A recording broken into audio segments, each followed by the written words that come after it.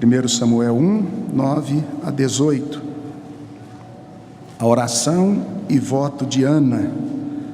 Após terem comido e bebido em Siló, estando Eli, o sacerdote, assentado numa cadeira junto a um pilar do templo do Senhor, levantou-se Ana e, com amargura de alma, orou ao Senhor e chorou abundantemente.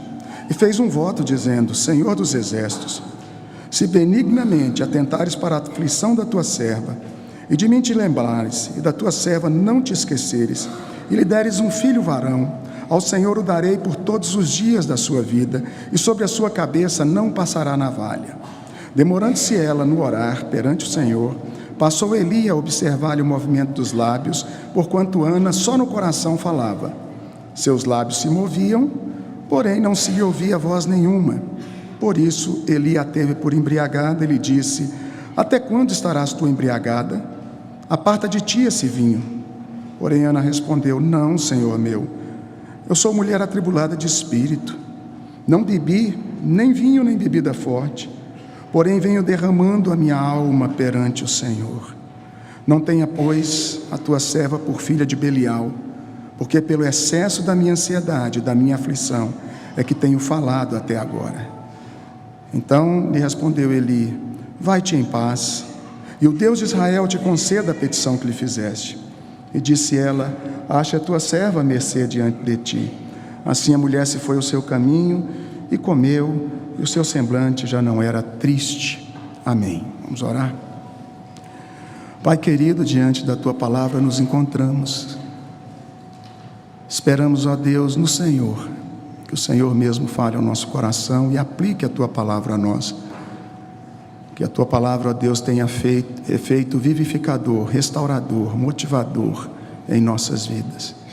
Que possamos estar a cada dia mais atentos para a tua palavra, para a nossa vida cristã e para as orações que colocamos diante do Senhor. Que a nossa vida devocional seja uma vida que agrade a ti. Tenha misericórdia de nós e nos ensine a cada dia, Senhor, a viver consoante a tua vontade. É o que nós rogamos, agradecidos, clamando o perdão dos nossos pecados, em nome de Jesus, amém.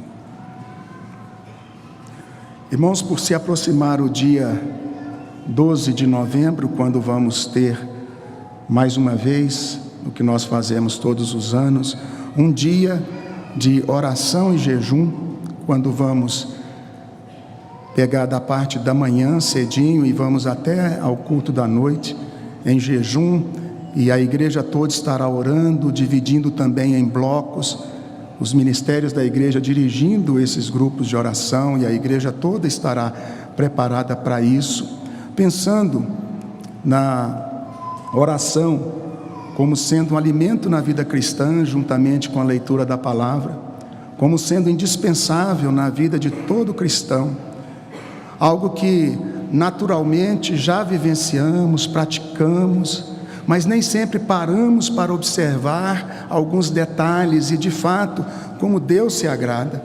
É que nós estamos nesta manhã para conversar aqui com vocês, estudar a palavra do Senhor sobre esse tema tão importante que é a oração.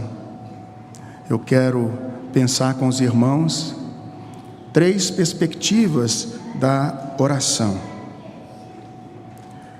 Quando nós olhamos para a palavra de Deus, Romanos 8, verso 26, diz que nós não sabemos orar como convém. Estudar sobre oração já é muito relevante, apenas por esse grande detalhe já seria grandemente relevante. Nós não sabemos orar como convém. Nenhum cristão, nenhum crente, por mais tempo de fé que tenha, pode dizer que já aprendeu a orar como convém, que já está totalmente preparado, que não precisa mais aprender sobre oração. Negativo. Todos nós oramos e precisamos continuar buscando a Deus em oração e aprendendo como de fato Deus quer que oremos. Nós erramos pela busca de prazeres vãos, que são verdadeiras portas ao pecado. Nesse sentido, Tiago diz que ao pedirmos mal, nós não recebemos, exatamente porque muitas vezes nós pedimos para esbanjarmos os nossos próprios deleites. Nós erramos ao orar pela linguagem muitas vezes usada. A Bíblia diz que nós não devemos ter vãs repetições, muito menos legalismo, orar para dizer aos outros que oramos, ou orar frases ou palavras bonitas para nos destacarmos diante de outras pessoas. A palavra de Deus diz que nós devemos ter intimidade com o Senhor. E a intimidade com Deus nos leva a abrir o coração, a derramar a alma, como fez aqui Ana, e nós vamos ver daqui a pouco, com palavras simples, mas com palavras profundas que saem do fundo da alma. E nós precisamos ter cuidado com o legalismo quando trabalhamos o ponto de oração. Nós erramos muitas vezes porque não buscamos os valores espirituais, como sujeição ao Senhor, paciência. Somos muito prontos a pedir, mas nem sempre para agradecer. O Senhor Jesus nos conta sobre os 10 leprosos que foram curados e apenas um voltou para agradecer. Quantas bênçãos temos recebido, quantas orações temos feito em gratidão ao Senhor. Quantos pedidos fazemos buscando coisas materiais e coisas que nos trazem de fato algo concreto às mãos. Milhares, bilhares de orações, mas quantas dessas orações são de fato para pedir valores espirituais, pedindo a Deus mais santidade, pedindo a Deus que você quer ser um dizimista fiel, que você quer ser um crente valoroso, que você quer ser exemplo para todos os que estão à sua volta, que você quer ser um evangelizador de toda a sua família, que você de fato quer caminhar com o Senhor e você precisa ser revestido dia a dia do poder do Espírito Santo. Valores como perseverança, fé, devem ser pedidos por nós. Em certa ocasião, os discípulos pediram a Jesus: Senhor, aumenta-nos a fé. E é bom lembrar que isso foi num contexto em que Jesus falava sobre o amor. Quem de nós não tropeçamos em amar ao outro? Nós erramos também quando nós nos acostumamos com a vida cristã, acostumamos com práticas devocionais, como oração e leitura da palavra, culto, cânticos, e muitas vezes fazendo isso maquinalmente, até mesmo os jejuns. Precisamos atentar para que não prestemos um culto a Deus e não levemos as nossas orações ao Senhor maquinalmente. Se não tivermos cuidado, nós começamos a ter algumas orações no estilo de rezas, e a gente já sabe qual é a oração que a gente faz para o momento da refeição, do alimento. A gente sabe a oração que a gente faz para dormir, a gente sabe a oração, e ficam mais ou menos alguns clichês, algumas orações preparadas, prontas. Se você está passando por isso, atente hoje em nome de Jesus.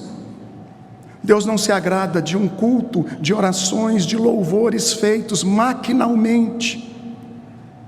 Erramos quando nós não temos uma visão clara do que de fato agrada ao Senhor, e quando nós deixamos de estabelecer uma relação muito clara entre sentimentos e oração e jejum. Oração e jejum, práticas devocionais, mas onde estão os nossos sentimentos? Que relação tem isso? Ana foi uma mulher que chorou diante do Senhor e lhe fez um pedido, esse pedido foi aceito. Mas eu pergunto aos irmãos: o choro de Ana melhorou a sua oração? Irmãos, eu não vim fazer apologia ao choro, muito menos eu vim aqui dizer que é proibido chorar, de forma nenhuma. Eu não sei se os irmãos se lembram, mas saiu há alguns meses atrás, saiu uma pastoral minha no boletim dizendo: é proibido chorar, mas Jesus chorou. Está claro que eu não sou contra o choro. Os nossos sentimentos fazem parte da nossa vida. Os sentimentos, eles estão embutidos na nossa vida, e não há como você se desligar. E nós devemos adorar a Deus sim, com tudo que nós somos, com tudo que nós temos, com o nosso corpo, com a nossa alma, com o nosso entendimento, com os nossos sentimentos. Mas deixa eu falar uma coisa: sentimento sem vida com Deus são meros sentimentos. São meros sentimentos. Não se mede o valor de uma oração pelo valor do seu sentimento. Se você ouve uma palavra, um cântico, se você fez uma oração, alguém fez e você ficou arrepiado, que coisa boa, mas não é o bastante. Se você chorou, se você se derramou diante de Deus, muito bom, mas e daí? Eu conheço um pastor que ele disse: olha, se alguém chegar e começar a contar para mim experiências com Deus, as mais diversas, as mais mirabolantes que se possa imaginar, e começar a dizer inclusive que viu anjos, que está vendo isso, que aconteceu isso, aquilo, outro, ele disse: eu não vou discutir, mas eu vou fazer uma pergunta. Eu não vou querer saber se é verdade ou mentira, mas eu vou perguntar para a pessoa uma coisa: e daí? Só isso, e daí? Meu irmão, você pode chorar diante do Senhor, mas e daí? E daí? O que Deus espera não é o choro e nem a falta de choro. O que Deus espera é uma vida transformada. O que Deus espera é um coração dedicado a Ele. A oração deve ser carregada de fé e de esperança. Os sentimentos, eles geralmente vão acompanhar a oração, mas ela não autentica a oração. Não autentica. Um coração compungido e contrito, um coração de fato arrependido ao Senhor, vai manifestar mudanças práticas no relacionamento com Deus e com o próximo. Isso sim vale a pena. Isso sim vale a pena. O texto mostra que Ana chorou, mas nós vamos olhar para o texto e ver que esse choro tem um motivo. O texto sagrado nos diz, em todo o capítulo 1, que Eucana, aproveitando a oportunidade da sociedade de sua época, ele teve duas mulheres. Uma se chamava Penina e a outra Ana. Ele amava a Ana, mas ele também tinha Penina como sua esposa e teve filhos com Penina, porque ela não era estéril. Ana era estéril, não podia ter filhos, e isso no contexto da época era uma mulher discriminada, era uma mulher separada da sociedade, era humilhada, tida como desprezível por não ter filhos, mas isso não era culpa dela. Ela era estéril, ela não podia ter filhos, ela não podia fazer nada para melhorar essa situação, e nem muito mesmo Eli. O que Eli fazia era dizer para Ana: Ana, eu não sou melhor para você do que 10 filhos. E diz a palavra de Deus que todas as vezes que eles subiam para Silo, para adorar ao Senhor, ele guardava porção dobrada para Ana, sendo que para Penina e seus filhos ele dava porção normal, mas ele procurava dispensar um cuidado especial a Ana, mas isso não a satisfazia. Ana estava então na casa do Senhor, e diz a palavra de Deus que, versículo 8 aí do capítulo 1, ou melhor, antes o versículo 7, cada vez que eles subiam para adorar, ela sofria irritações, provocações de Penina, que era a sua rival, de modo que Ana foi ficando a cada dia mais amargurada. E uma das coisas que acontecia com Ana é que ela deixava de comer, ela ficava tão triste, algumas vezes ela chorava e não comia, versículo 7. Já que nós estamos falando de oração e jejum, é bom que você observe que o fato de você ficar sem comer não quer dizer que você está fazendo o jejum bíblico. Jejum bíblico não é para emagrecer. É bom que se pense nisso, não é? Nós vamos falar sobre oração e jejum mais algumas vezes aqui, até o dia 12, talvez depois disso, mas é bom que fique pensando estas coisas. O fato de dizer que Ana chorava e não comia, não está dizendo que ela está fazendo jejum ao Senhor, mas por outro lado também não está dizendo que ela não está. Como que é o jejum ao Senhor? O jejum ao Senhor é quando você se abstém daquele alimento ou de alguma coisa e diz: Senhor, por amor a Ti, eu dedico isso ao Senhor, eu vou me abster para a glorificação do Senhor. E naquele tempo, pelo menos, em que você desfrutaria do seu manjar, você vai ficar na presença do Senhor, glorificando a Deus, orando. E vamos pensar em Isaías 58, principalmente, que diz que o objetivo do louvor não é trazer bênçãos para a nossa vida materiais, mas para chamar do Senhor bênçãos espirituais para a nossa vida. A santificação, o jejum, nós devemos buscar no jejum a nossa santificação. Não que você não possa pedir outras coisas, mas nós não podemos admitir o jejum como uma barganha, como um elemento de troca, onde você jejua e diz: Deus, eu já orei, já jejuei, agora o Senhor faz a sua parte. Não é isso.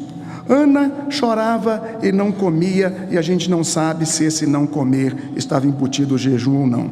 Eucana então lhe diz: por que choras? Eu não sou melhor do que 10 filhos para você. E então vem o versículo 9 que nós lemos, que diz que após terem comido e bebido, e aqui a gente não sabe se Ana participou, ou se apenas Eli, Eucana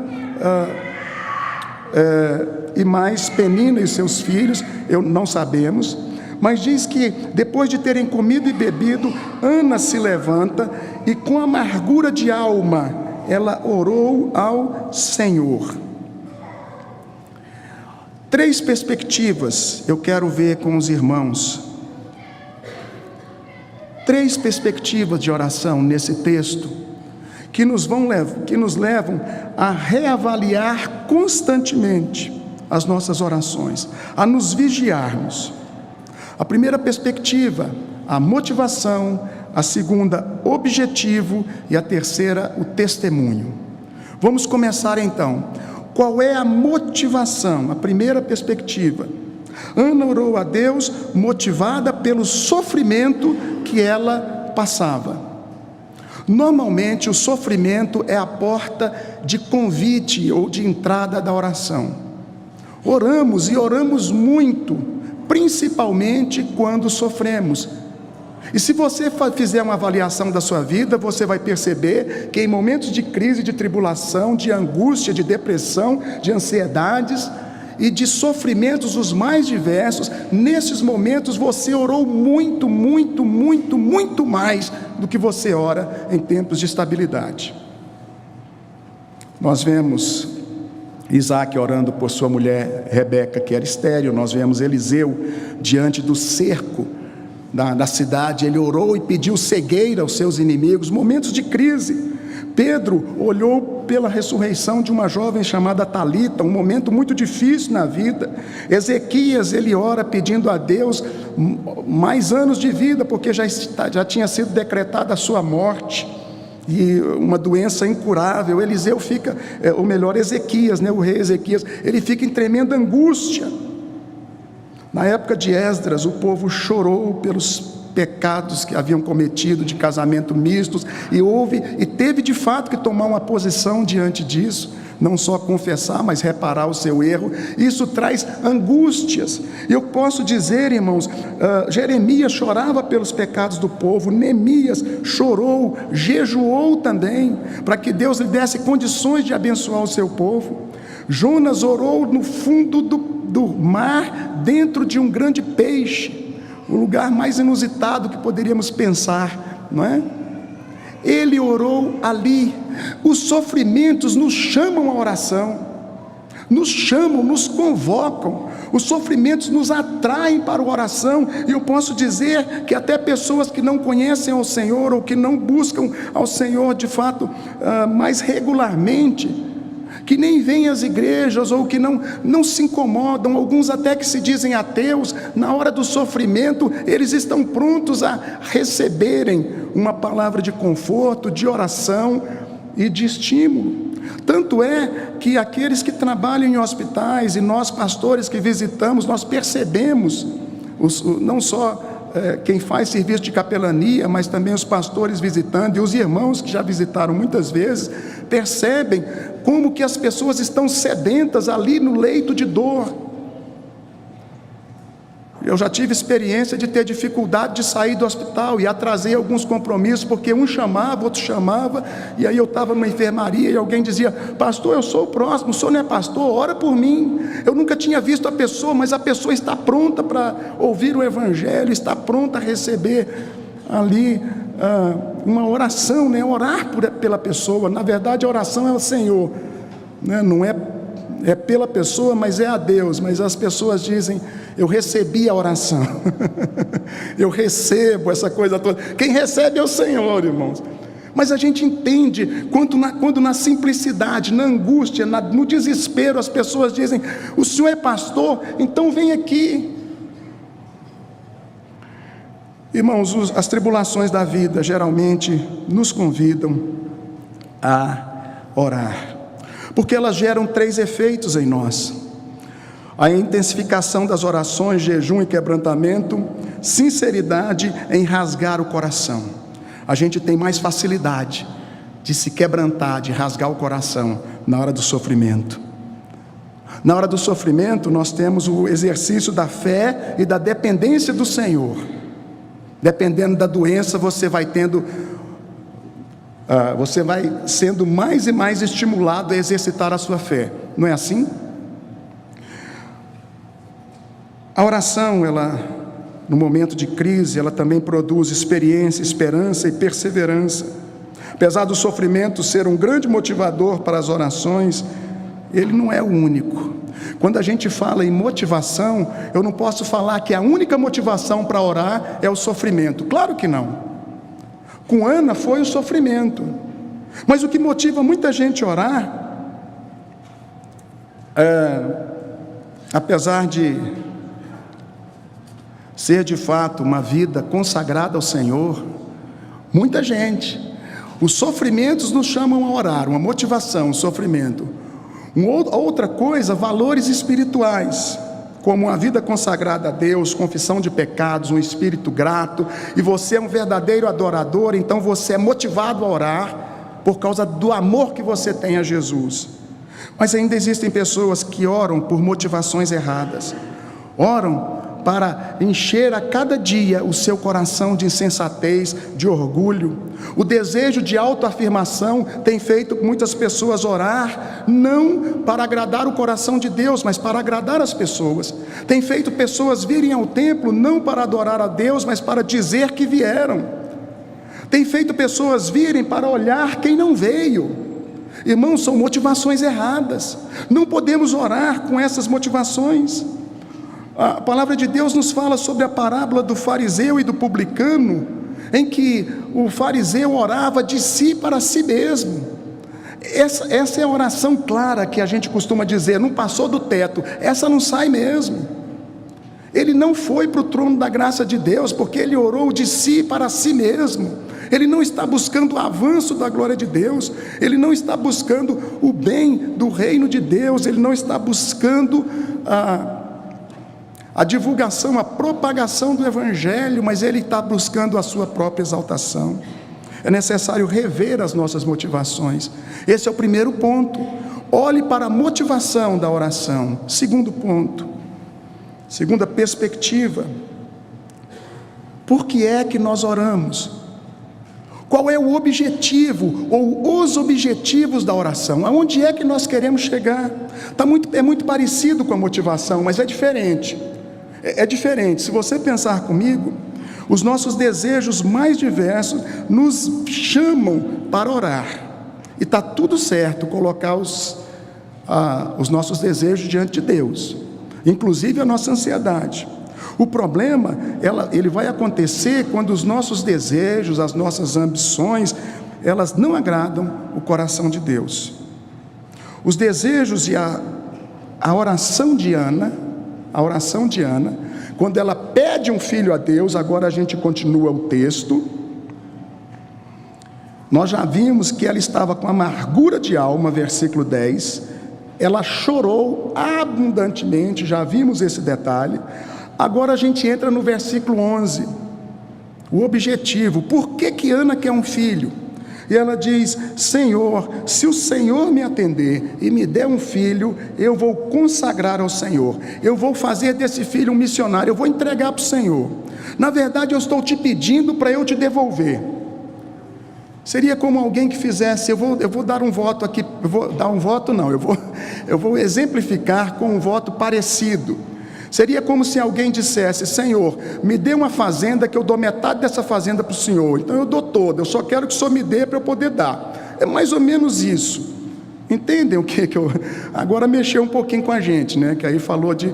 Não devia mexer muito mais quando se fala em pessoa, em gente. Mas deu para perceber o sentimento de uma mãe, e ela pede a Deus um filho, e ela diz: Senhor, eu vou criá-lo até que ele se desmame, seja desmamado, mas ele não é meu, ele é teu, e ele é teu de tal forma que ele será totalmente entregue para o Senhor, para a tua casa. Irmãos, é uma consagração tremenda. Aqui não é somente o caso de colocar um adesivo atrás do carro e dizer presente de Deus, porque às vezes a gente não está sabendo lidar com o presente de Deus. É presente de Deus mesmo, mas o que a gente está fazendo com esse presente? Percebem? Ana, ela diz: Senhor, o Senhor vai me dar o presente, e eu vou entregar o presente, que é o meu próprio filho, eu vou entregar na tua casa, para ele servir ao Senhor para toda a sua vida. Eu só quero, Senhor, que o Senhor me dê um filho. Eu quero ser tirada dessa condição de humilhação. Eu não estou querendo ser melhor do que ninguém, eu não estou querendo me sobrepor, eu não quero muitos filhos, eu quero um filho. Eu quero provar o poder do Senhor sobre a minha vida, eu quero o conforto do Senhor em poder ser mãe, mas eu quero entregar para o Senhor. Eu, na minha limitação, não saberei educá-lo como o Senhor cuida, e o Senhor vai cuidar. Irmãos, isso é magnífico, quando a gente fica pensando e conjecturando o que estava no coração dessa mulher. O objetivo do seu pedido: um filho que serviria ao trabalho do Senhor, um filho missionário, antes mesmo que ele nascesse. Ela não pediu para si, ela pediu para Deus, para glorificar a Deus. Vale a pena a gente pensar nos objetivos das nossas orações, dos nossos pedidos. Muita gente busca o Senhor apenas focado nas bênçãos materiais, e hoje em dia muito mais. Os evangélicos são convocados a isso, e chega-se ao absurdo de dizer que a bênção de Deus está realmente quando você consegue multiplicar o seu patrimônio, e quanto mais aumenta, você está sendo mais abençoado. Não esquecem de olhar para a palavra que diz: aquele que busca riqueza, que quer ser rico, cuidado. Fala que o rico avarento não entrará no reino dos céus. Diz que o amor ao dinheiro é a raiz de todos os males, e por aí vai. Caem em tentação e cilada, diz a palavra de Deus, os que querem ficar ricos. Muitos querem alimentar sua autoconfiança e não sua resistência ao pecado. Buscam se autopromoverem, buscam se autoenganarem. Estão tendo objetivos de oração, pedindo dons, pedindo talentos, pedindo lugar do outro, pedindo lugar de destaque na igreja, pedindo liderança para se sobrepor, para inflar o seu ego.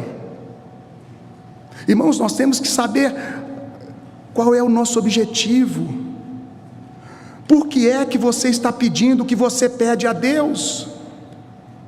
A Bíblia já adianta, Tiago 4:3, pedis e não recebeis, porque pedis mal. Já adianta qual vai ser a resposta de Deus: para esbanjardes em vossos prazeres, e por isso Deus não dá. Louvado seja Deus, que não nos dá muitas coisas que nós gostaríamos, pela misericórdia dEle, inclusive riquezas, viu, irmãos? Desculpe ficar tocando nesse ponto, mas é onde muitos têm se desviado. Terceiro e último, a terceira perspectiva é o testemunho da oração. Diz a palavra de Deus que o sacerdote Eli não entendeu Ana. O sacerdote Eli achou que ela estivesse embriagada, porque ela estava orando, mexendo com os lábios, e não saía som nenhum da sua boca. Eu fico a imaginar, talvez ela fez alguns gestos, algumas caretas, alguns sentimentos de amargura de alma, como ela mesma chegou a dizer para o sacerdote. Versículo 15, ela diz: venho derramando a minha alma perante o Senhor. Esse derramar de alma não pôde ser visto por Eli. Talvez, irmãos, não será visto pelos da sua casa, talvez não será visto pelos seus líderes, não será visto pelo seu irmão, talvez não será compreendido, mas nós não vivemos, nós não oramos, nós não cultuamos a Deus para sermos vistos pelos homens. Se fizermos desta forma, nós estamos entrando na lista dos condenados por Jesus em Mateus capítulo 6. A Bíblia diz: entra no quarto, fecha a tua porta, orarás ao teu pai que está em secreto, o teu pai que vem em secreto te recompensará. Nós não buscamos recompensa dos homens. Mesmo assim, injustiçada por ter sido mal compreendida, Ana não desacata o sacerdote, Ana o respeita, Ana coloca a sua posição de forma muito humilde. Ela diz: meu Senhor, eu não bebi bebida forte, eu não estou embriagada, eu sou uma mulher amargurada de espírito, eu derramo a minha alma diante do Senhor, eu espero um filho e não tenho, eu espero em Deus que Deus me dê um filho. E ele diz: que Deus te abençoe, Ana, que Deus te dê um filho. E ela sai dali dizendo: ache mercê a tua serva diante de ti. Amém, sacerdote, que Deus nos abençoe. Ela sai com essa alegria no coração, e diz a palavra de Deus que ela se foi e comeu. Versículo 18, ela passou a comer, e o seu semblante já não era triste, porque ela sabia, ela tinha convicção de que se Deus não desse o filho a ela, a sua oração já tinha chegado ao trono da graça de Deus. Deus já tinha confortado o seu coração. Queridos, é gostoso nos lembrarmos que Deus não rejeita a nossa oração e nem aparta de nós a sua graça. Quando Ana recebe o filho, ela não pode ir nos primeiros anos adorar ao Senhor em Silo, porque ela estava sendo prudente, cuidando do seu filhinho e o amamentando. Mas assim que ele pôde, que ele foi desmamado, diz a palavra de Deus que ela o levou, versículo 24, e levou também uma oferta ao Senhor para apresentar um culto a Deus. O menino ainda era muito criança, não diz aqui a idade, versículo 24, mas diz que ele era muito criança. E agora ela testemunha dizendo: ah, meu Senhor, tão certo como vives, eu sou aquela mulher que esteve aqui contigo, orando ao Senhor. Irmãos, é maravilhoso você poder voltar ao lugar do seu sofrimento e testemunhar a graça de Deus. Eu sou muito saudosista. Eu gosto muito de voltar aos lugares onde eu morei, aonde eu vivi, por onde eu passei, e olhar a história de Deus e começar a me lembrar, e muitas vezes me emociono com a graça de Deus. Irmãos, é glorioso olhar para trás e testemunhar a nossa família, os feitos do Senhor, o que ouvimos, aprendemos, o que nos contaram nossos pais, a nossa própria história de vida, a história de Israel, do povo de Deus, a fidelidade do Senhor acompanhando. Contar estas coisas significa viver a vida cristã com integridade. Ana volta, cumpre o seu voto a Deus. A palavra de Deus diz que Deus não se agrada de tolos.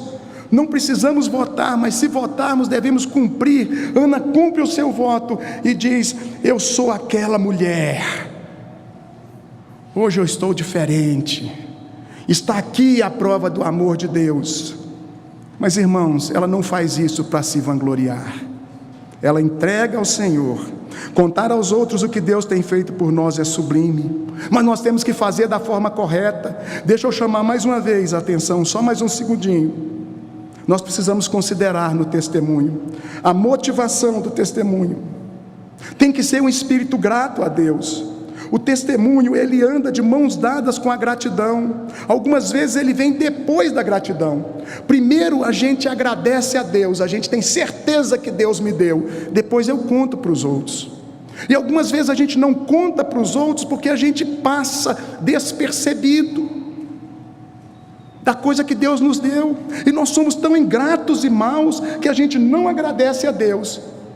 A gente não reconhece o que Deus tem feito por nós, o pão nosso de cada dia e todas as outras coisas, que por não sermos gratos nós deixamos de testemunhar, deixamos de contar, pela nossa insensibilidade.